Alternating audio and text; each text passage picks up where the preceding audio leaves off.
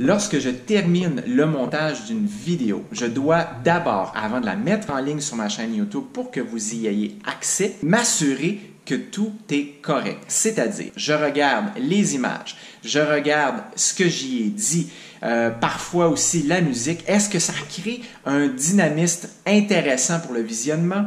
Est-ce aussi c'est le plus compréhensible possible pour un maximum de gens parmi les internautes en rapport à ce que j'y partage, en rapport à l'information divulguée et aussi est-ce que les images versus ce que j'ai dit concordent bien ensemble pour que les gens à la maison comme vous puissiez reproduire ça au mieux possible.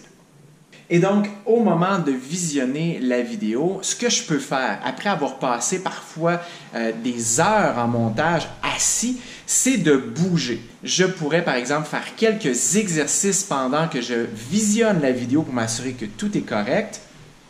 Je peux ainsi travailler sur ma circulation sanguine au niveau des membres inférieurs. Je peux aussi j'appelle ça délier l'esprit. Donc après avoir vraiment été très concentré au niveau du montage, on peut avoir les idées un peu embrouillées et donc de bouger, ça fait beaucoup de bien.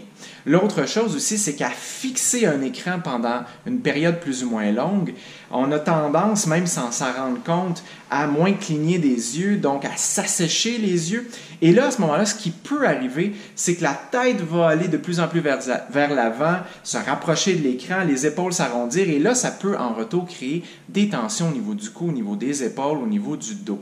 Et donc, en bougeant ici pendant le visionnement final, pour m'assurer que tout est bien avant de vous partager cette nouvelle production en ligne sur ma chaîne YouTube, je fais une pierre deux coups, bang for the buck, je bouge et je m'assure de la qualité de cette nouvelle production.